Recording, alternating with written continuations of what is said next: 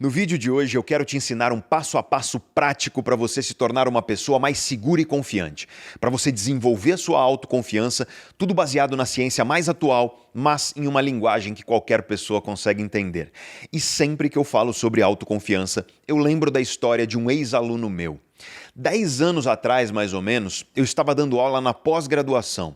Era 11 horas da noite, a hora em que a aula acabava, e aí a turma estava indo embora, as pessoas estavam indo embora, se despedindo de mim, eu estava ali desligando o computador, arrumando as minhas coisas, mas eu notei que um aluno ele ficou sentado.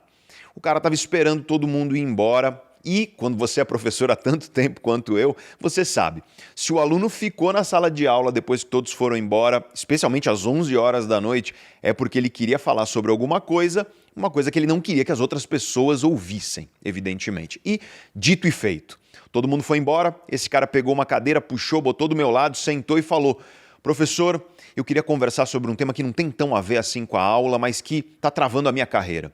Eu sou uma pessoa muito insegura, eu não confio em mim mesmo, minha autoconfiança é profundamente baixa e eu sinto que isso está travando a minha carreira, isso está abalando os meus resultados, isso está prejudicando a minha vida.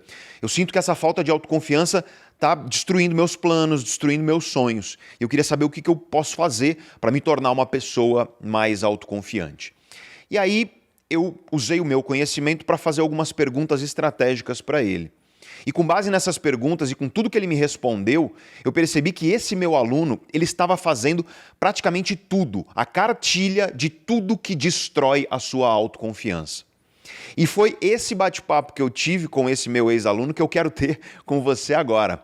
Eu quero te falar 9 coisas que destroem a sua autoconfiança, de acordo com a ciência mais atual, e eu quero te mostrar o que você pode fazer em relação a cada uma delas, que é para você sair daqui desse vídeo hoje já com conhecimento prático, para você aplicar na sua vida e para você se tornar uma pessoa mais segura e confiante. E ao longo do vídeo eu vou te contar a história do meu aluno e você vai ver como ele estava fazendo tudo de errado. E exatamente por isso a autoconfiança dele estava tão abalada. Curiosamente, eu encontrei esse aluno anos depois e ele veio me falar e me agradecer por todo o conhecimento que eu trouxe para ele. E é esse conhecimento que eu quero trazer para você aqui então. Vamos mão na massa, começar diretamente ao ponto. Primeira coisa que destrói a sua autoconfiança. Eu quero que você imagine a seguinte situação. Vamos supor que teve um curto em alguma coisa na tua casa está sem energia. E você precisa de um eletricista para consertar, para que você volte a ter energia elétrica na tua casa. Sei lá, queimou alguma coisa, a tua chave geral lá, ela está com um problema, e aí você chama um eletricista. O cara combina com você às 9 horas da manhã da segunda-feira. Esse é o seu horário de trabalho, mas não dá para você ficar sem energia elétrica em casa. E aí você fala, beleza, 9 horas da manhã, liga para o teu chefe e fala, olha, eu vou chegar segunda-feira um pouco atrasado porque queimou tudo lá em casa, estou sem energia e o eletricista vai justamente nessa hora fazer o conserto. Aí o teu chefe fala, tudo bem, beleza, sem problema nenhum. E você, segunda-feira, está lá 9 horas da manhã, pronto para sair para trabalhar assim que o cara terminar o serviço, mas dá 9 horas e o eletricista não aparece, dá 9h30 ele não aparece. Aí quando é 9h30 você viu que ele não apareceu, você liga para ele. Ele atende e fala, nossa, desculpa, está muito difícil aqui a situação, mas eu não vou conseguir ir hoje. Eu consigo ir amanhã, no mesmo horário, às 9 horas da manhã, tudo bem? Você fica pé da vida e aí você fala, tá bom, vai, amanhã às 9 horas da manhã. Você vai para o teu trabalho, senta com o teu chefe e fala, cara, desculpa, o eletricista faltou, ele não foi e ele vai amanhã no mesmo horário. Então amanhã eu vou ter que chegar atrasado de novo, tudo bem? Eu fico depois do horário, não tem problema, eu faço hora extra depois, peço desculpas, mas o cara realmente furou o compromisso. Aí o teu chefe, gente boa, fala, beleza, tudo bem, sem problema. E você lá, no dia seguinte, está às 9 horas da manhã, pronto para trabalhar assim que o cara terminar o serviço, dá 9 horas ele não aparece. Aí dá 9h30 ele não aparece, aí você liga já enfurecido. Pô, cara, qual é, meu? De novo, segundo dia.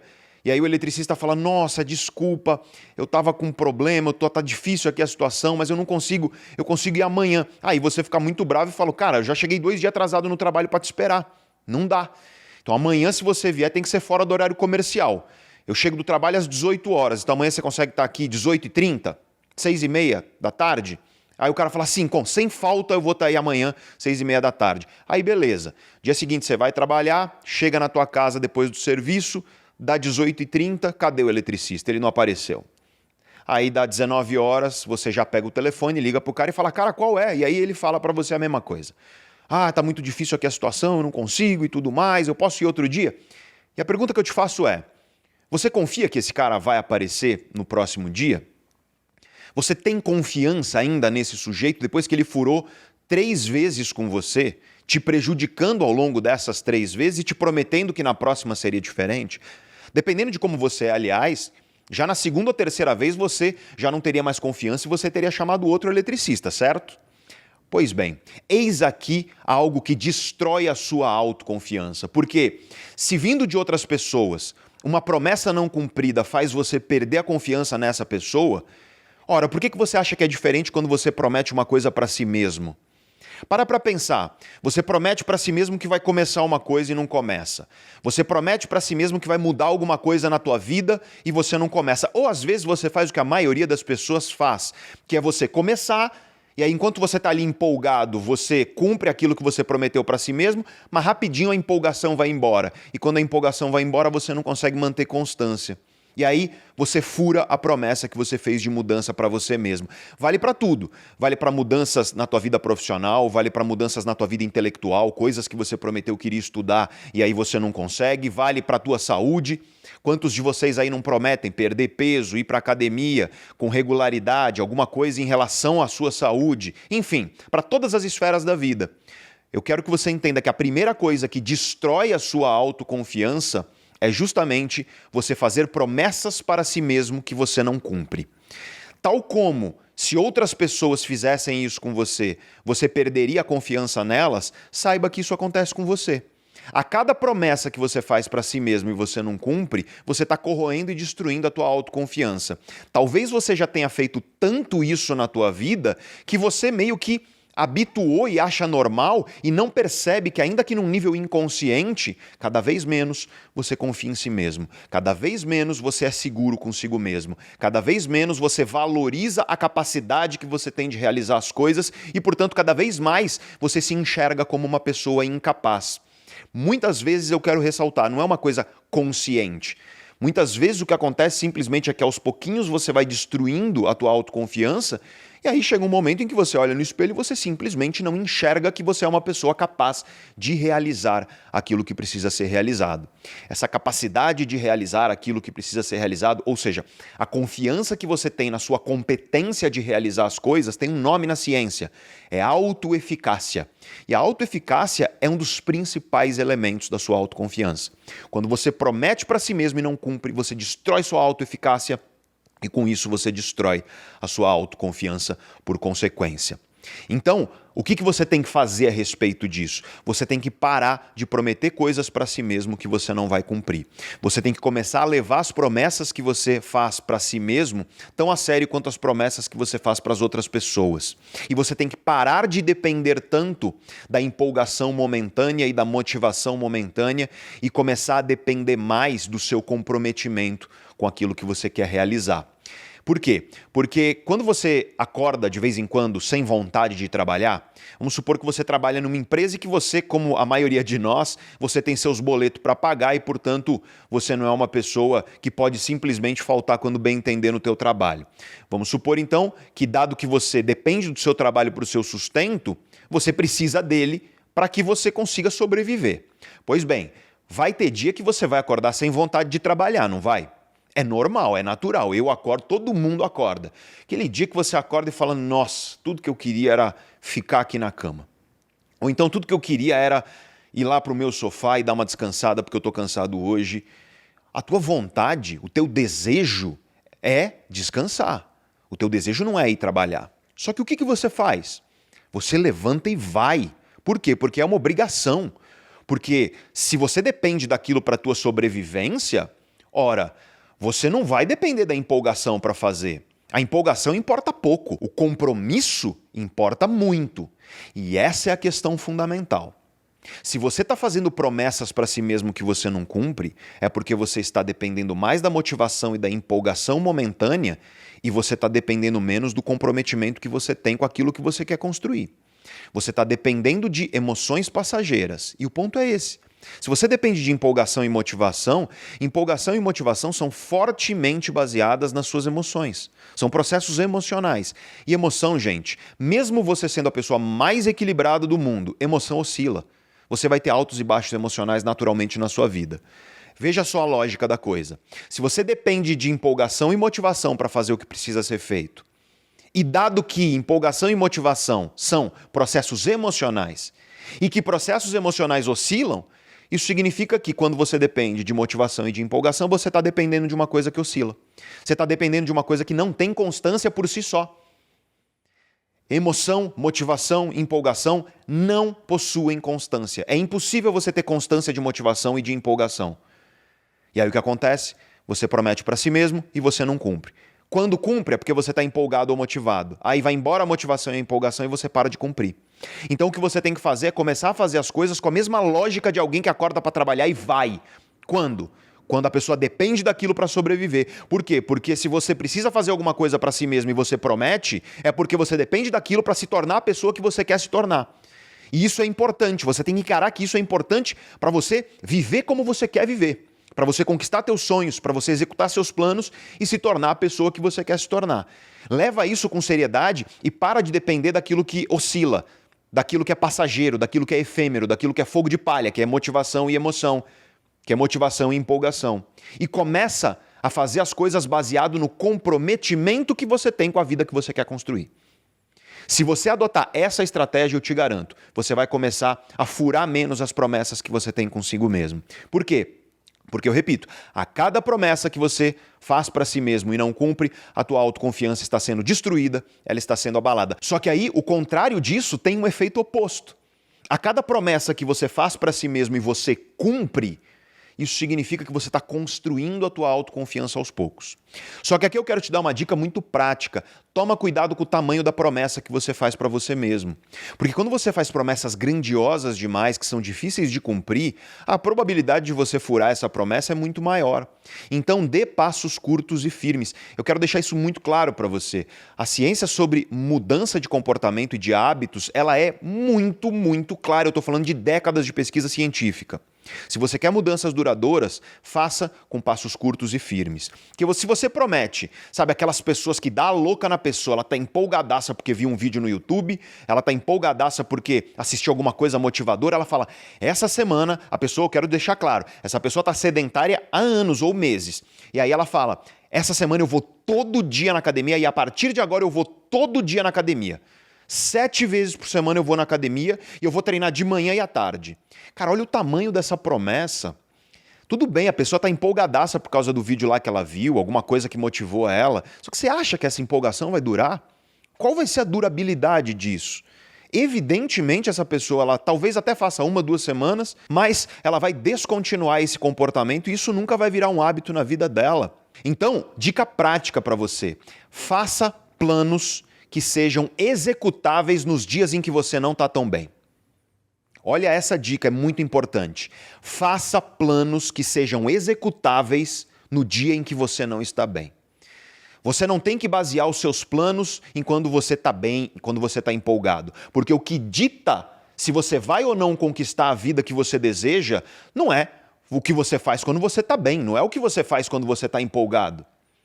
Meu amigo Caio Carneiro define disciplina desse jeito, aliás. Ele fala que disciplina é você fazer no dia que você está mal aquilo que você faria no dia que você está bem. Então, se você promete para si mesmo aquilo que você está ali empolgadaço para fazer, a probabilidade de você descontinuar é muito grande. Mas se você começar com passos curtos e firmes, se você fizer uma promessa menor para si mesmo, e aí chega lá o dia que você não está tão bem, a promessa é menor, então você consegue executar. E aí você vai repetindo, e aí você consegue fazer uma promessa um pouco maior, você começa a fazer uma promessa um pouco maior, dando passos cada vez mais largos, mas sempre firmes. Vai chegar o dia em que você vai conseguir fazer aquilo no dia em que você está mal, a mesma coisa que você faria no dia em que você está bem. Não vai ser de cara, porque vai exigir de você praticar e dar passinhos curtos e firmes. É a mesma coisa do que você ir para a academia e pegar um peso gigante que vai destruir tuas articulações e vai causar uma lesão em você. Você vai com um pezinho menor e aí você vai progredindo aos poucos.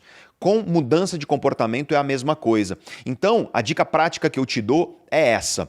Faça promessas para si mesmo no começo de uma mudança que sejam executáveis no dia em que você está mal. Não se baseie na promessa que você faz para si mesmo no dia em que você está empolgadaço e super bem. E aí, a partir daí, você realiza isso, dá esses passos curtos e firmes e continua fazendo. E conforme você vai se sentindo seguro, você aumenta um pouquinho as promessas que você faz para si mesmo. E aí você se sente seguro nesse novo degrau e aí você galga um degrau um pouco mais complexo. Vai demorar para chegar o dia em que você vai fazer no dia ruim aquilo que você faria num dia em que você está bem. Mas vai chegar, se aos poucos você chegar lá. A questão é que você precisa de paciência. E nesse mundo de redes sociais, onde um parágrafo é chamado de textão, onde um vídeo de 5 minutos as pessoas chamam de longo, onde todo mundo quer fórmula mágica, atalho, onde todo mundo quer o life hack, o macete para enriquecimento rápido, mudança de hábito em 21 dias ou coisa parecida, o que acontece é que as pessoas geralmente fazem promessas gigantes, não conseguem cumprir, elas não entendem que passos curtos e firmes são realmente a melhor estratégia de mudança se você quiser efetivamente transformar a sua vida. E isso, claro, tem total relação com a autoconfiança. Por quê? Porque conforme você vai dando passos curtos e firmes, isso vai dizendo para você mesmo que você cumpre as promessas que você faz para si mesmo. Isso vai construindo a tua autoconfiança. De modo que com mais autoconfiança você consegue arriscar passos cada vez maiores. E é através dessa autoconfiança que você vai desenvolvendo e galgando cada vez degraus mais altos na transformação da sua vida. Então não caia nesse primeiro erro. Não faça promessas para si mesmo que você não vai cumprir. Comece sempre com passos curtos e firmes. E vamos à segunda coisa que destrói a sua autoconfiança. É o baixo autocontrole emocional. Olha, se você quer encontrar uma coisa que é a mais comum em pessoas que não são seguras, que não são confiantes, é geralmente isso. São pessoas que têm uma dificuldade em regulação emocional, em autorregulação emocional. Só que quando a gente fala de controle emocional do ponto de vista científico, é muito importante você entender o que isso significa. Porque você não controla aquilo que você sente. Falar de controle emocional do ponto de vista científico não é dizer que você vai controlar aquilo que você sente. Por quê? Não existe mecanismo fisiológico no seu cérebro que permite que você faça isso. E eu sei que talvez algumas pessoas que estão assistindo aí, você fala, eu controlo as minhas emoções. Controla nada. Você não controla. Te levo lá no meu laboratório, eu te provo que você não controla as suas emoções, porque a gente tem décadas de ciência mostrando que não existe essa capacidade fisiológica. O que você controla? Você controla duas coisas, essencialmente. Você controla, e não é totalmente que você controla isso, tá? Você controla o seu foco, você tem a capacidade de controlar o seu foco, e ela não é total, especialmente uma pessoa que, por exemplo, tem transtorno de déficit de atenção ou hiperatividade, ou que tem outros transtornos neuropsiquiátricos que prejudicam o foco, como depressão e ansiedade. Mas você tem algum grau de controle sobre o seu foco e você também tem algum grau de controle sobre o seu comportamento, sobre aquilo que você faz. Mas não é total também, tá? Porque uma parte considerável dos nossos comportamentos são os comportamentos automáticos, são os hábitos. Os estudos variam, mas geralmente os estudos concordam que de 40% a 60% de tudo que você faz, de todos os seus comportamentos no seu dia, são hábitos. E, portanto, você não está no controle de todos os seus comportamentos porque tem muita coisa automática. Mas, se você tem controle sobre alguma coisa, é sobre essas duas variáveis. Você tem algum controle sobre o seu foco, que vai ser maior ou menor variando de pessoa para pessoa, e algum controle sobre aquilo que você faz, que vai ser maior ou menor dependendo da pessoa também. Nesse sentido, quando a gente fala de controle emocional, nós estamos falando de você controlar seu foco e seus comportamentos para quê? Para influenciar suas emoções da maneira correta. Para pensar em técnicas de respiração que reduzem a ansiedade e são super eficientes com isso. Com meus alunos eu ofereço essas técnicas. Existem técnicas que diminuem a tua ansiedade em questão de minutos. Só que você está controlando a ansiedade? Não. Você está controlando um comportamento que é a sua respiração e com isso você está afetando indiretamente as suas emoções. Então isso precisa ficar claro para você. Mas, quando você observa pessoas inseguras, pessoas que não são seguras, que não são confiantes, pessoas que têm uma autoconfiança abalada, geralmente elas têm um problema de autorregulação emocional. Então, o que elas fazem? Elas são pessoas que tendem a ser pessoas reativas emocionalmente. Essa reatividade emocional, ela pode ser num sentido de retração ou no sentido, às vezes, de explosão. Mas costuma ser muito comum em pessoas que não são seguras e não são confiantes, a pessoa ela sente uma coisa e ela reage rápido. Ela pode reagir de uma forma retraída. Então ela se sente mal, ela fica acuada, ela se fecha, ela se diminui. Ou ela pode reagir de uma forma mais explosiva e expansiva, dando pancada, dando paulada, falando o que não deveria. Mas essencialmente, seja na retração ou na explosão, você abala a sua autoconfiança quando você não tem uma boa regulação emocional. Porque não é sobre o que você sente e controlar o que você sente, é o que você faz com o que você sente. E o que pessoas confiantes fazem e aprendem a fazer? Elas aprendem a parar. Quando elas sentem uma coisa, elas param em primeiro lugar. Elas ouvem, elas pensam e elas depois respondem com calma. Elas não imediatamente reagem. E eu quero que você entenda a ordem e as coisas que acontecem dentro de você e que fazem com que você não tenha essa capacidade de autocontrole emocional que pode estar abalando a tua autoconfiança. Ou seja, o que prejudica a tua autorregulação emocional. Para entender isso, você precisa entender que emoções, elas são oriundas de estímulos. Estímulos é, grosso modo, tudo que chega ao seu cérebro e que irá produzir uma emoção. Então, por exemplo, alguém te fala alguma coisa. Uma coisa que te ofende ou uma coisa que te machuca. Você recebe uma notícia dura, difícil, triste. São dois exemplos de estímulos. Estímulos externos, porque o estímulo pode ser um estímulo interno. Você lembra de uma coisa que te machucou muito no passado. Você lembra de alguém que te fez muito mal. Isso é um estímulo também, só que ele não veio de fora. Mas isso também vai desencadear uma reação emocional. E você não controla sentir ou não. Por quê? Porque a reação emocional, gente, é muito rápida, ela é muito veloz. É menos de meio segundo para o teu corpo inteiro mudar e você sentir aquela coisa ruim, por exemplo, quando alguém te ofende ou quando alguém te fala uma coisa que te machuca. Então você tem um estímulo e uma resposta emocional que é automática. Só que, depois da resposta emocional, você tem uma resposta comportamental, que é aquilo que você faz com o que você sentiu. E eis aí o ponto.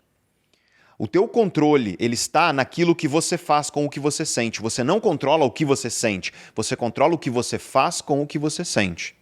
E dependendo do que você faz, você pode jogar gasolina nessa emoção para ela tomar conta da tua vida e te prejudicar, ou você pode apagá-la, pegar um extintor para apagar e não deixar que ela domine a sua vida. E o bacana é que conforme você vai usando o comportamento certo para pegar o extintor e você vai apagando a fogueira e apagando de novo e apagando de novo, o que vai acontecendo é que nas próximas vezes que alguém te falar alguma coisa que te machucou, por exemplo, você vai ter uma reação emocional que vai ser menos intensa. Só que o contrário também é verdadeiro. Se você é uma pessoa que faz aquilo que é errado e você inflama a emoção, se a tua resposta comportamental ela alimenta aquela emoção que é prejudicial, se aquilo que você faz alimenta aquela emoção que está prejudicando a tua vida, o que vai acontecer é que na próxima vez que alguém te falar uma coisa que te ofende ou que te machuca, por exemplo, tua reação emocional vai ser maior ainda. Então é possível educar as nossas emoções através dos nossos comportamentos. E é muito importante, portanto, você entender essa ideia, e um dos primeiros grandes pensadores a falar disso foi o grande Viktor Frankl.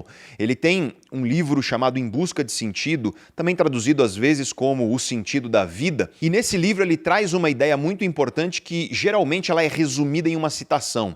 Então, a citação exata não é dele, mas é uma boa síntese das ideias dele. E ele diz assim: entre estímulo e resposta existe um espaço. É nesse espaço que reside o nosso poder de controlar a nossa resposta. E é no poder de controlar a nossa resposta que está a nossa liberdade. É uma ideia profunda se você parar para pensar. E o Viktor Frankl, talvez você não conheça o cara, mas é um grande pensador das ciências que estudam a mente dos seres humanos, e ele foi prisioneiro de campo de concentração. E toda a reflexão psicológica dele é baseada nessa experiência. Mesmo quando você tira toda a liberdade de uma pessoa, ainda resta uma liberdade, que é a liberdade de pensamento, de como ela pode enxergar o mundo dentro dela mesma. Então, é muito bonito o livro dele, esse livro específico, e na verdade toda a obra dele eu recomendo a você, mas essa ideia é poderosa para você construir a sua autoconfiança se você tem dificuldade de regulação emocional. Se você é uma pessoa que facilmente se abala e fica, sabe, encolhida, retraída por conta de emoções, ou se você é uma pessoa explosiva, que reage de forma muito impulsiva, fala o que não deveria, ofende às vezes, enfim, depois se arrepende, seja qual for o caso, isso pode estar abalando a sua autoconfiança e o que você tem que fazer é aumentar o teu espaço entre o estímulo e a resposta. E como é que você faz isso? Treinando, não tem jeito. É você realmente parando para respirar antes de agir e vai doer, vai ser difícil no começo, mas na segunda vez vai ser menos difícil que na primeira e na milésima vai ser muito mais fácil. É você realmente criar o hábito de não simplesmente reagir, não age baseado naquilo que você está sentindo ali no instante, porque as tuas emoções são traiçoeiras. Para perceber isso. Quando você está estressado e ansioso, o mundo parece mais ameaçador. Já quando você está alegre, em paz, tranquilo, o mundo parece mais acolhedor, sendo que nos dois casos o mundo continua o mesmo. O grande pensador alemão, o Goethe, ele tem uma frase que é profunda nesse sentido. Ele diz assim: o ser humano vê no mundo aquilo que carrega no coração. Por quê? Porque as nossas emoções, elas são como lentes, são como filtros de interpretação da realidade, lentes que nós usamos para interpretar a realidade. E as nossas emoções, portanto, distorcem a nossa interpretação do mundo. As tuas emoções, elas dizem muito sobre você. Eu não estou dizendo que as emoções não merecem e precisam ser ouvidas.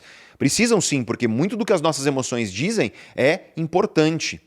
Só que é importante para você entender você, não tanto para você entender o mundo. E nesse sentido, se você quer construir autoconfiança, você precisa aumentar o teu espaço entre estímulo e resposta. Você precisa realmente aprender e se habituar a pausar. Sentiu alguma coisa ruim? Pausa. Cria esse hábito, pausa, eu vou parar e eu vou dar uma pensada. Ah, mas tem uma pessoa na minha frente, estou conversando com ela. Você vira para ela e fala: a gente pode continuar essa conversa depois? Queria dar uma pensada e aí depois a gente retoma? Por exemplo, esse é um exemplo do que você pode fazer para ganhar esse espaço, não tem problema nenhum. Mas esse espaço vai fazer com que você comece a ganhar um pouco de maturidade emocional, inclusive para você perceber o quanto que as tuas emoções distorcem tua interpretação da realidade e também os teus comportamentos. Porque quando você age desse jeito, deixando tuas emoções governarem, isso destrói sua autoconfiança, mas além disso, as pessoas, elas vão olhar para você e elas vão te enxergar como uma pessoa pouco segura e pouco confiante, porque pessoas seguras e confiantes, elas são calmas. Elas recebem, tudo bem, elas podem estar sentindo, pode estar fervendo dentro da pessoa, só que elas conseguem pausar, ouvir, minimamente refletir e responder de acordo. E se elas sentem que elas vão explodir ou que vão ter uma reação de comportamento prejudicada por causa das emoções, elas sabem se afastar. Como, por exemplo, fazendo o que eu acabei de te falar, dizendo para a pessoa: vamos conversar sobre isso depois? E aí você faz uma pausa ali. Quer ver uma coisa que pessoa impulsiva faz? Ela quer terminar a conversa ali na hora, com a cabeça quente, porque as emoções dela governam a vida dela. Toma cuidado, isso abala sua autoconfiança, isso te torna uma pessoa mais insegura, isso te torna uma pessoa menos confiante, não só perante a si mesmo, mas perante as outras pessoas também. Eu acho que você já percebeu qual que é aqui a do canal Neurovox, né? Nós somos um canal que divulga o conhecimento científico mais atual em uma linguagem simples, democrática, fácil de entender, como essa que você está vendo aqui. E se você acha esse um objetivo nobre, eu queria te pedir um pequeno gesto que não vai te custar nada, apenas 10 segundos do seu tempo, que é você tocar no botão de inscrição aí embaixo para se inscrever no canal e, se você quiser e se você puder também, tocar no joinha, dar uma curtida aqui no vídeo, porque isso ajuda muito o nosso canal a chegar a cada vez mais pessoas.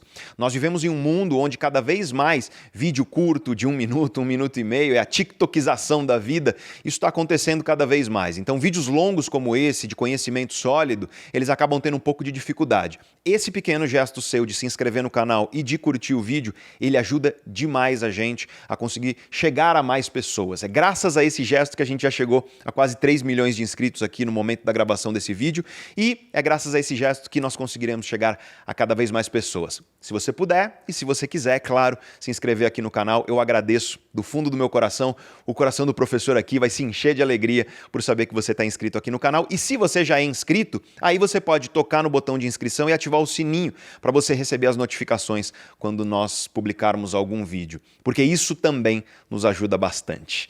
Então, já agradeço de antemão para você que vai oferecer para nós esse gesto de carinho.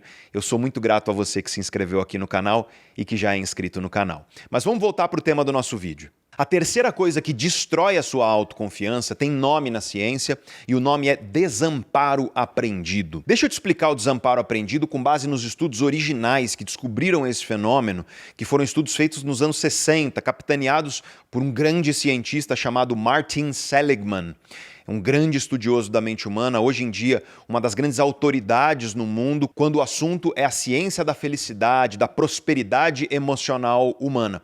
O Seligman é um cara de peso, de fato, na ciência psicológica, e lá nos anos 60 ele fez uma série de estudos que são, eu diria, controversos do ponto de vista ético, dificilmente seriam estudos aprovados hoje por um comitê de ética dentro de uma universidade. Enfim, eu não estou aqui para ficar discutindo as questões éticas, isso pode ficar para outro vídeo, mas a questão é que é um estudo que ele é cruel com os animais que foram utilizados nesse estudo. Então já quero te avisar, porque eu sei que tem pessoas aí que são sensíveis e têm muito carinho pelos animais e nesse sentido são estudos que eles vão doer o seu coração aí, porque de fato são de doer o coração. Mas vamos lá. São estudos onde o Seligman, ele colocou animais, cachorro, por exemplo, ele colocou esses animais numa gaiola, e aí o que ele fazia? Ele eletrificava o chão da gaiola.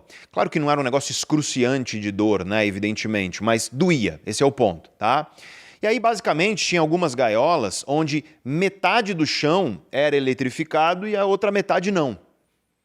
E aí o que acontecia? Ele colocava o cachorro no lado eletrificado e ligava. O cachorro tomava choque, começava a pular e rapidamente o cachorro descobria que o outro lado da gaiola não estava eletrificado, aí ele ficava lá. E aí ele não estava sentindo dor nenhuma. Tudo bem. Existiam outras gaiolas onde ele colocava uma alavanca. Aí ele dava choque, aí o cachorro estava lá tomando choque, o cachorro começa a tentar fazer alguma coisa para sair dali, e aí uma hora o cachorro aperta a alavanca e o choque para. Aí ele ligava o choque de novo, rapidinho o cachorro já, ia lá na alavanca e desligava o choque.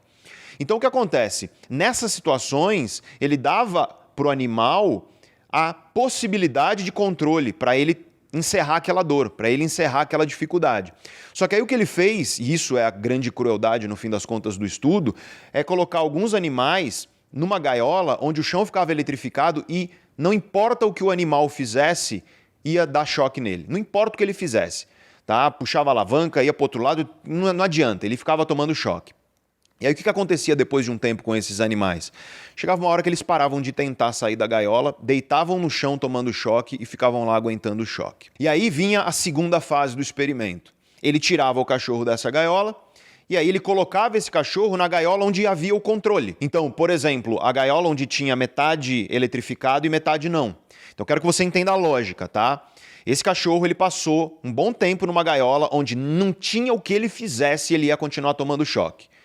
Depois de um tempo, o Martin Seligman e os cientistas colegas dele na época tiravam esse cachorro e colocavam em outra gaiola. Essa outra gaiola, metade era eletrificado o chão e a outra metade não. Ou seja, bastava o cachorro levantar e ir para o outro lado que ele ia parar de tomar choque. E aí eles ligavam o choque. E o que acontece com esses animais? O animal fica lá deitado tomando choque. Mesmo tendo a possibilidade de parar o choque. E isso vale para a gaiola que tem alavanca, isso vale para outros tipos de gaiola onde o bicho teria o controle para sair daquela situação dolorosa. E aí ele deu a esse fenômeno o nome desamparo aprendido. Ou seja, aquele animal aprendeu o desamparo. De tanto tentar sair daquela situação dolorosa e não conseguir, então o cachorro tentava, não conseguia, tentava, não conseguia, tentava, não conseguia, chega uma hora que você aprende o desamparo. E o desamparo aprendido ele tem duas características fundamentais, que é ansiedade constante e passividade constante. Você vive constantemente ansioso e constantemente passivo. E isso foi demonstrado em vários animais não humanos, mas também em seres humanos. Claro que com experimentos não tão cruéis assim. Mas o ponto é que, e aí vem o princípio, eu quero que você entenda, porque é isso que importa aí para a sua vida e para a sua autoconfiança. Quando você tenta sair de uma situação difícil e não consegue. Você tenta sair de uma situação difícil e não consegue, tenta de novo e tenta e não consegue. Você está como aquele cachorro na gaiola, tomando choque, tentando sair e o choque continua. Chega uma hora que você deita no choque, aceita e continua lá. Você aprendeu o desamparo e você fica constantemente ansioso e constantemente passivo. Você para de acreditar que você é capaz de sair daquela situação. Gente, isso destrói a autoconfiança, porque isso destrói a autoeficácia. Hoje a gente entende até os mecanismos cerebrais por trás disso. A gente tem os circuitos cerebrais do desamparo aprendido mapeados. Ele vai envolver complexos circuitos dos núcleos dorsais da RAF e a conexão serotoninérgica dos núcleos dorsais da RAF com as amígdalas, vai envolver também a substância cinzenta periaqueductal, enfim, são estruturas complexas e eu não quero que você fique aqui decorando neurofisiologia, mas eu apenas quero que você saiba que nós temos mapeamento desses circuitos cerebrais e, portanto, a gente entende que é um fenômeno enraizado na nossa fisiologia mesmo, na nossa biologia. E o ponto aqui é que quando você traz isso para a vida real, se você é uma pessoa, por exemplo, que na tua vida amorosa, você tentou e aí você se ferrou. E aí você tentou e aí você se ferrou. E aí você tentou e se ferrou. E aí você se ferrou tanto que chega uma hora que veio o desamparo aprendido e você fala, eu tenho o dedo podre no amor. Eu não vou conseguir encontrar nunca alguém. Ou às vezes você se torna uma pessoa amarga e ressentida e você fala, ninguém presta, todo mundo é canalha e por aí vai.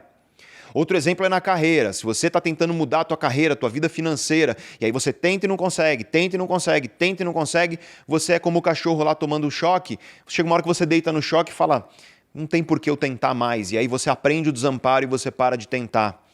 Então, o desamparo aprendido, ele corrói a nossa autoconfiança. E a questão aqui é que o efeito do desamparo varia muito de pessoa para pessoa, de acordo com o seu perfil emocional, e o seu perfil emocional está relacionado à sua personalidade.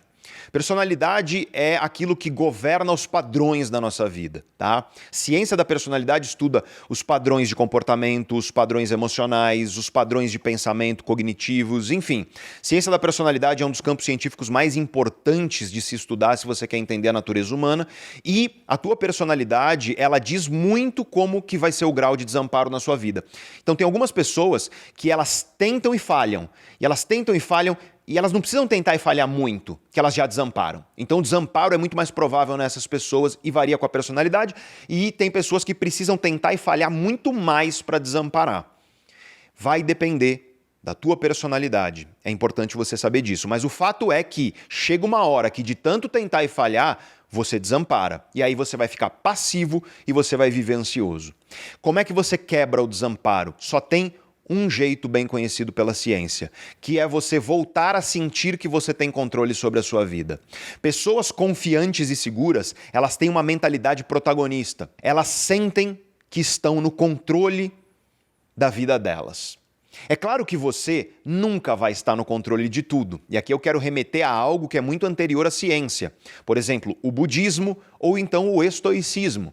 A escola de filosofia que tem ficado muito popular aí na internet, a escola estoica de filosofia. Tanto o budismo quanto o estoicismo já dizia lá atrás. A vasta maioria das coisas não está no seu controle. E se você deseja viver uma boa vida, você tem que focar naquilo que está. O ponto não é que você vai controlar a maioria das coisas, porque isso nunca vai acontecer. O ponto é que pessoas confiantes e seguras, elas dão foco àquilo que está no controle delas, por menor que seja. Esse é o ponto. Então, se você é uma pessoa que tentou e falhou, e você está aí desamparado ao ponto de você não conseguir nem levantar da cama, eu quero que você entenda que o que está no teu controle é pequeno. Só que é aí que você tem que se agarrar. Aí que você tem que focar. Às vezes o que está no teu controle é levantar da cama e pedir ajuda, por exemplo. Às vezes o que está no teu controle é levantar da cama e tomar um banho, que você não faz há dias porque você está lá completamente desamparado. Então você precisa entender qual é o mínimo que está no teu controle e você precisa começar a assumir o controle sobre isso. E para isso você precisa entender que a nossa mente ela é muito inespecífica na hora de enfrentar problemas. Quando a gente está desamparado, a gente tende a olhar para um problema gigante e a gente tende a ficar meio paralisado porque é tão grande que a gente não consegue resolver. Vamos pegar o exemplo de carreira de novo aqui. Você pensa assim, nossa, tô quebrado, tô pobre. Cara, esse problema é muito grande. E como é que você resolve um negócio desse? Como é que você assume controle para alguma coisa para resolver isso? Quando você vier com um grande problema e esse problema começar a te deixar ansioso e desamparado, você tem que, em primeiro lugar, respirar, parar. Lembra do que eu falei anteriormente? Você tem que quebrar esse problemão em problemas menores, que sejam resolvíveis, que estejam ao seu alcance. Exemplo, nossa, estou quebrado, estou sem dinheiro, estou pobre. Quebra isso em pequenos problemas. Um desses problemas, dentre vários, claro, são vários problemas que fazem você sentir esse grande problema, um desses problemas pode ser, eu gasto mais do que eu ganho. Cara, olha a diferença entre tô quebrado, tô pobre, desesperado e tô gastando mais do que eu ganho. Olha a diferença de controle que você tem sobre esses dois problemas. No primeiro problema é grande demais, você fica paralisado e ansioso. No segundo problema, tudo bem, é horrível você olhar para isso, mas você pode olhar e falar, bom, se eu tô gastando mais do que eu ganho, o que eu preciso é ganhar mais ou eu preciso gastar menos. E aí você vai sentar, você vai olhar para as contas e você vai começar a resolver esse problema com o que está no teu controle. A questão é que a maioria das pessoas fica lá naquele problemão, naquele problema difícil, e o que acontece? Essa pessoa, ela não consegue efetivamente resolver o problema, ela fica tentando coisas meio aleatórias porque ela não está focando naquilo que efetivamente é resolvível. E aí, como ela tenta e não consegue, ela desampara e ela desiste, fica ansiosa e às vezes se afunda mais em dívida, vai ficando cada vez mais quebrada e por aí vai. Então é interessante você perceber que o processo de desamparo, ele acaba sendo uma espécie de ralo mesmo, né? Uma bola de neve, é um ciclo vicioso. Quanto mais desamparado você fica, mais você acaba piorando a tua situação. E quanto mais você piora a tua situação, mais desamparado você fica. Só que é claro, o ciclo virtuoso para quebrar isso, ele também existe. Quanto mais você vai assumindo o controle, então você tá lá, você não consegue levantar da tua cama de tanto desamparo, de tanto que você tentou, de tanto que a vida tá te dando paulada. Mas aí você fala, cara, hoje eu vou levantar e arrumar minha cama. Aí você levanta e arruma sua cama. Só isso, tá no teu controle, você faz. Hoje eu vou lavar a louça, hoje eu vou arrumar minha mesa de trabalho, hoje eu vou limpar minha caixa de e-mail, hoje eu vou tomar um banho, hoje eu vou, sabe, me vestir a caráter para trabalho, sentar e melhorar meu currículo. Essas pequenas coisas que podem parecer banais para você, mas para o teu cérebro, isso faz com que você comece a sentir sensação de controle sobre a sua vida. E a sensação de controle sobre a sua vida que vai te gerar autoconfiança. Só que o que muita gente faz? Muita gente quer construir autoconfiança gritando afirmações positivas dentro de si. Muita gente quer construir autoconfiança fazendo o quê? Meio que perseguindo a autoconfiança do tipo, eu preciso ser mais autoconfiante, eu preciso ser mais autoconfiante. Isso não funciona. Você ficar tentando gritar afirmações positivas de autoconfiança dentro de você só vai aumentar a tua insegurança, só vai diminuir tua segurança e diminuir tua confiança em si mesmo. Por quê?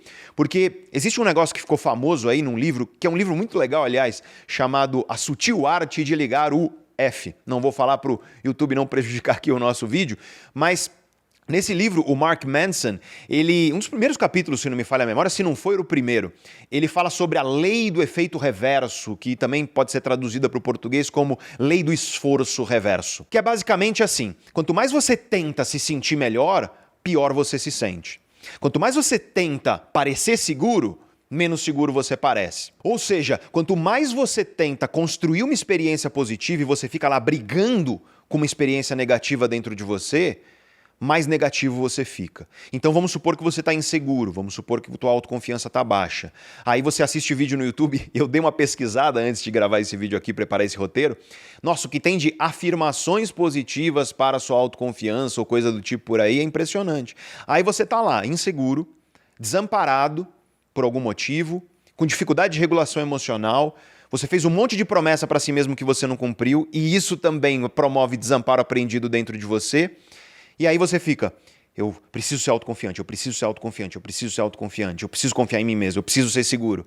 E eu quero que você perceba que o princípio dessa tal lei, né, entre aspas, do efeito reverso ou do esforço reverso, ela diz o seguinte, quanto mais você tenta diminuir uma experiência negativa dentro de você, mais essa experiência negativa cresce.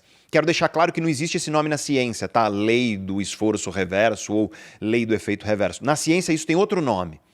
É teoria do processo irônico da mente humana, que foi proposta originalmente por um professor da Universidade de Harvard, um cara assim, monstro da ciência psicológica chamado Daniel Wegner. E basicamente é o princípio, gente, de por que você não consegue se obrigar a parar de pensar em alguma coisa.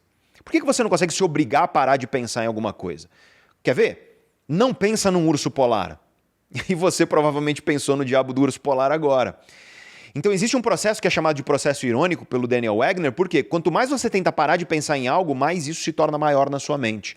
Da mesma maneira, quanto mais você fica gritando afirmações positivas ou brigando com as coisas negativas dentro de você, mais essas coisas negativas aumentam dentro de você.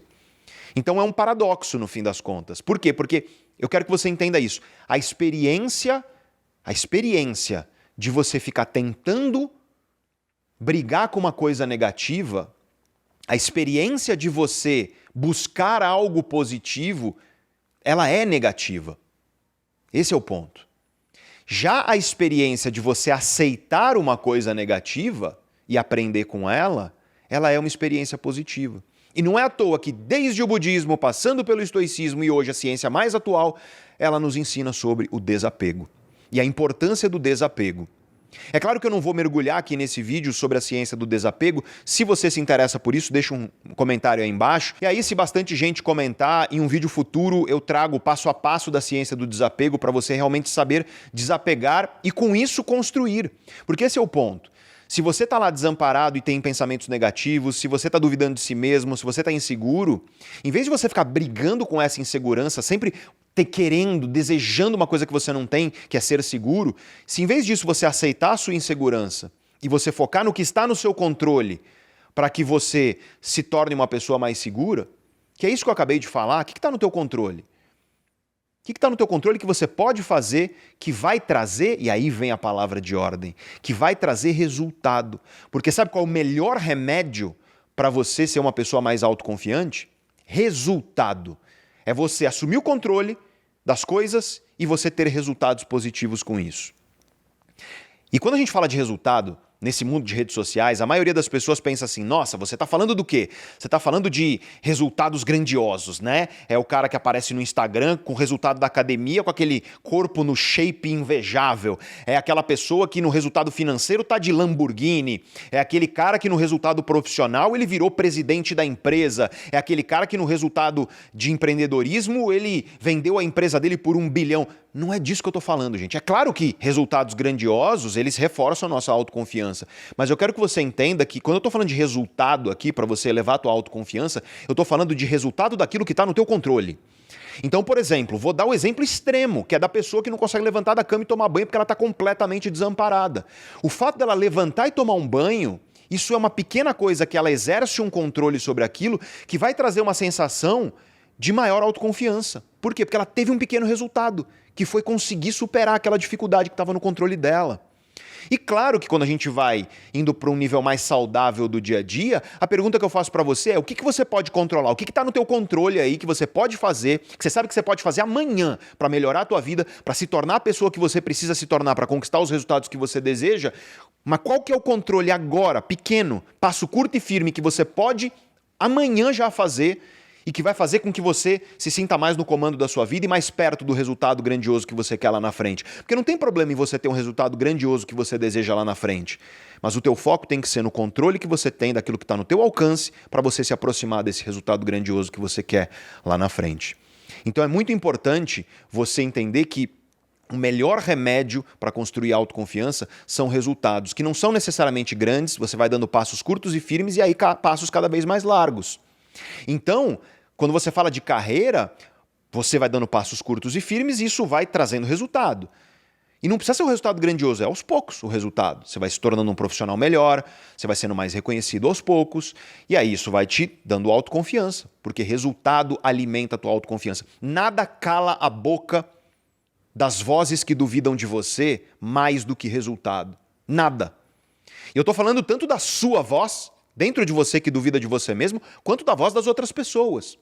Então, quando você olha para a tua vida e você enxerga os resultados que você conseguiu naquilo que você controlou, isso te dá uma âncora de força para que você não seja carregado pela maré da insegurança, porque, gente, faz parte. Sempre vai haver insegurança, sempre vai haver momentos onde você vai falar, será que eu sou bom o suficiente para isso? Será que eu estou preparado o suficiente para isso? É natural, tá? É claro que a gente não tem que estar nos extremos. Você não tem que estar nem no extremo da pessoa que duvida das suas competências ao ponto de paralisar, síndrome do impostor, e você também não tem que estar no outro lado extremo, que é da pessoa que acredita que é muito mais competente do que de fato é, que é a pessoa arrogante.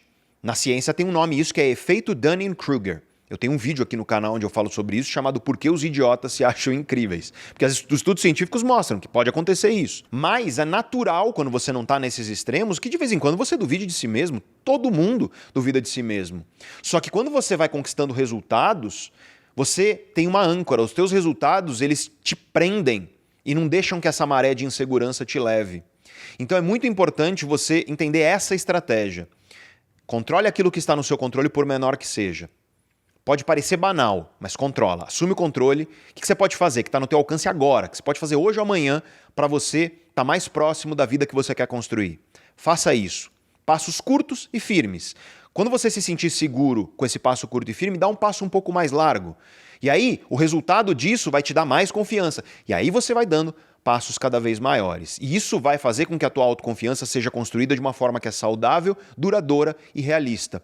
Porque não adianta você achar que você que está aí no começo de um processo de mudança, que você vai daqui a pouco ser a pessoa mais autoconfiante do mundo porque você faz posição de super-homem na frente do espelho e você diz para si mesmo que você é incrível. Isso não funciona, pelo contrário, como nós vimos, ficar gritando afirmações positivas para si mesmo pode até ter um efeito ali de empolgação, muito no curtíssimo prazo, mas no médio e longo prazo e no que importa para você realmente construir as mudanças que você deseja, isso não funciona. E aí vem a quarta coisa que destrói a sua autoconfiança também, que é você ouvir tudo isso que eu te disse, e aí você implementa na sua vida.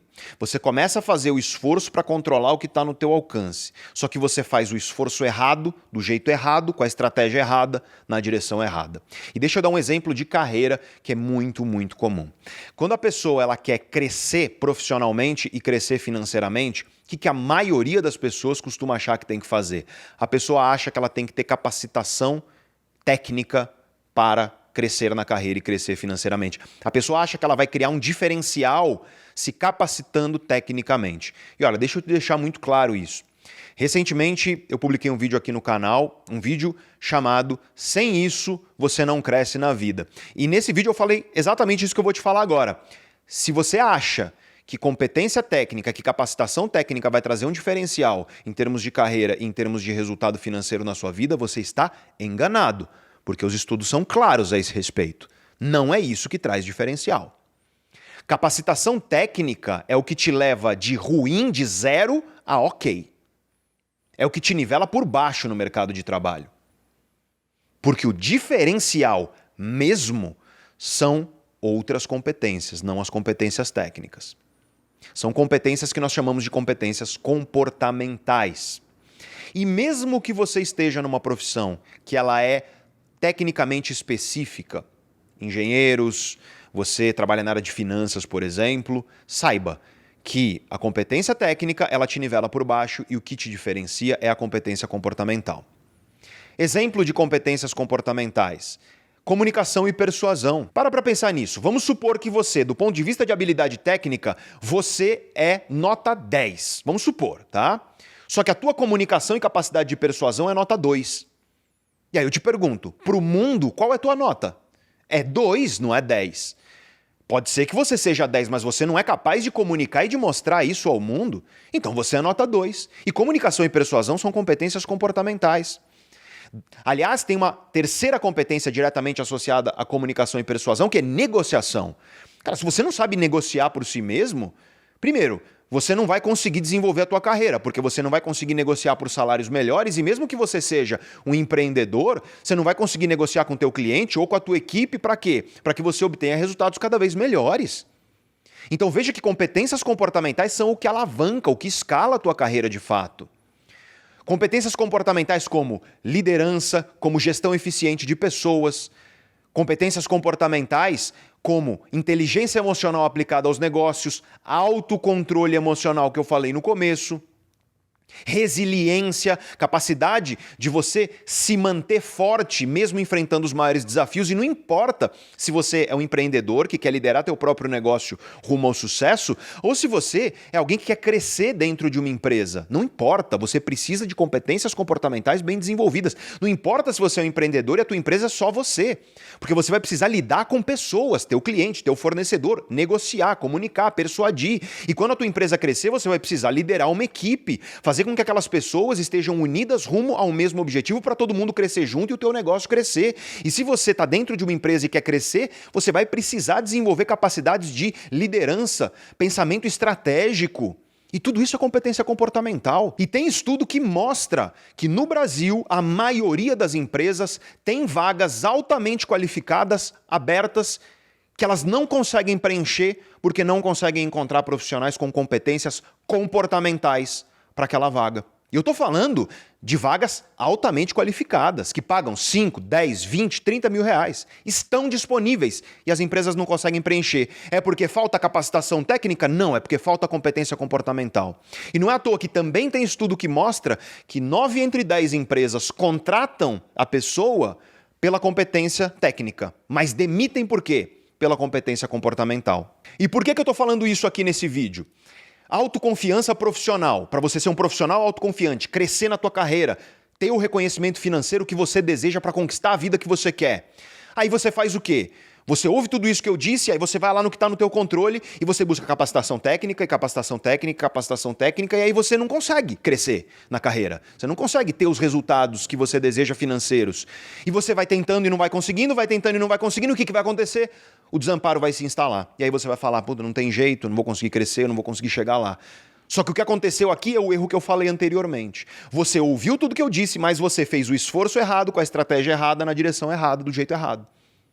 Porque você precisa entender a lógica e o contexto daquilo que você está querendo mudar para você ser estratégico. Porque não é essa coisa de, trabalhe duro. Não, é trabalhe duro sim, do jeito certo, com a estratégia certa, na direção certa. E eu não estou dizendo aqui que competências técnicas não são necessárias, mas elas são o básico. O exemplo que eu dei nesse vídeo é, se você vai num encontro amoroso, aí a pessoa aparece fedendo mesmo, CCzão, sabe? Sovaco de bacalhau. Cara, eu te pergunto, tem chance de segundo encontro? Você conheceu a pessoa lá no Tinder, ela aparece assim, tem chance de segundo encontro? Vai depender de quão na necessidade você está, mas provavelmente não. Provavelmente não. Agora, pensa uma outra situação. Você marca um encontro lá no aplicativo com a pessoa, encontra a pessoa e ela não tá fedendo. Isso é um grande diferencial? Isso vai te fazer sair de lá e falar, nossa, eu conheci uma pessoa incrível e ela não estava fedendo. Você acredita? Aí teus amigos falam, sério, ela não estava fedendo? Nossa, isso não acontece, gente. Porque ir a um encontro amoroso e não estar fedendo é o mínimo, é o básico. Em termos de carreira, você desenvolver competências técnicas é o mínimo, é o básico que se espera de você. Isso é o que vai permitir você começar a jogar o jogo. Destaque realmente, meu amigo, minha amiga, aí é competência comportamental, você pode ter certeza. E você vai precisar desenvolver essas várias competências. Eu dei exemplo de algumas aqui. Comunicação, persuasão, negociação, liderança, gestão eficiente de times, gestão de conflitos, porque em toda a esfera profissional vai haver conflitos de interesse. E você tem que saber gerir conflitos bem, que é justamente para você orientar a tua carreira para resultados. Tomada de decisão, boas tomadas de decisão, você saber tomar decisão de jeito estratégico, que vai desenvolver a sua carreira. Você ter resiliência, autocontrole emocional, tudo isso são competências comportamentais. E é muito curioso porque nem na faculdade, nem na pós-graduação e nem no MBA te ensinam esse tipo de coisa. Isso me leva à quinta coisa que destrói a sua autoconfiança, que é você não construir competência na sua vida. É você não se tornar competente em alguma coisa. Você precisa se tornar competente em algo. Eu gosto muito da ideia de um cara chamado Carl Newport.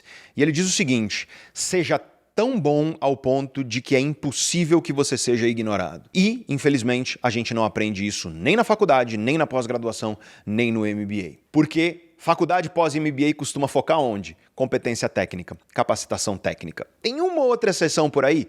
Até tem, mas é raro. Para a maioria, você não vai aprender isso no ensino tradicional. E para encerrar, eu quero falar das 3 últimas coisas que destroem a sua autoconfiança. A número 6 é você viver se comparando com outras pessoas. Toma muito cuidado. Você pode se inspirar nas outras pessoas, mas se comparar, jamais. Qual é a diferença? Quando você se compara com uma pessoa, você está usando a vida dessa pessoa como régua para você medir a sua. E isso é muito ruim, gente. Isso, a gente tem muita pesquisa científica mostrando que destrói sua autoconfiança, faz com que você se sinta mal e, no limite, pode te levar à depressão ou outros transtornos neuropsiquiátricos. A 7ª coisa que destrói a sua autoconfiança é perfeccionismo paralisante. É você ser aquela pessoa que quer tudo perfeitinho, do jeito maravilhoso, só que nada fica perfeitinho e do jeito maravilhoso. E aí o que acontece? A cada coisa que não sai perfeita, você perde a confiança em si mesmo. Você tem que parar de querer perfeito e você tem que começar a aceitar aquilo que é suficiente para você melhorar cada vez mais. Quando você foca mais na suficiência, aquilo que é suficiente para que eu seja uma pessoa cada vez melhor, em vez daquilo que é perfeito, você vai ser mais realista, você vai duvidar menos de si mesmo e você vai saber se perdoar mais. Isso é super importante, porque você não vai conseguir o melhor resultado o tempo inteiro em tudo. Quando você sabe se perdoar, entendendo que você não é perfeito, mas você usa isso como oportunidade para aprender e para melhorar, você vai conseguir construir sua autoconfiança cada vez mais. E a 8ª coisa que destrói sua autoconfiança é você não cuidar do básico. Eu nem vou me alongar nisso aqui, porque tem muito vídeo do canal onde eu falo sobre isso. Ou seja, você não dorme bem, você não tem uma rotina saudável, você se alimenta mal e você é sedentário. Se você fizer isso, tua autoconfiança vai estar lá no chão, pode ter certeza. O mero ato de você começar a se exercitar fisicamente, se alimentar bem, cuidar do seu sono e da sua rotina, já vai te trazer um ganho brutal de autoconfiança, pode ter certeza disso. E eu esqueci, não são as 3 últimas, tem mais uma que é a 9ª coisa que destrói a sua autoconfiança, que é você estagnar intelectualmente. Você não pode parar no tempo nesse mundo que está o tempo inteiro avançando. Não importa onde você está na tua vida e na tua carreira, você sempre pode aprender mais. E aprender mais, inclusive, manter teu cérebro desafiado o tempo inteiro, protege teu cérebro de doenças como a doença de Alzheimer, te mantém com o cérebro jovem e afiado. Então esteja sempre aprendendo cada vez mais. Muito obrigado por você ter ficado comigo até aqui em mais este longo vídeo aqui do canal Neurovox. Parabéns! A maioria das pessoas hoje em dia é rasa, jamais chegaria até aqui em um vídeo como esse. Então parabéns a você que teve o comprometimento de chegar até aqui. Se você quiser continuar aprendendo, eu vou colocar aqui para você um vídeo para você continuar assistindo aqui no canal Neurovox. E aqui você tem o nosso novo canal. Um canal chamado Cérebro, Carreira e Negócios. Convido você a se inscrever, porque nesse canal eu falo exatamente sobre crescimento profissional e financeiro baseado na ciência mais atual. Novamente, muito obrigado, grande abraço para você e eu te vejo no próximo vídeo.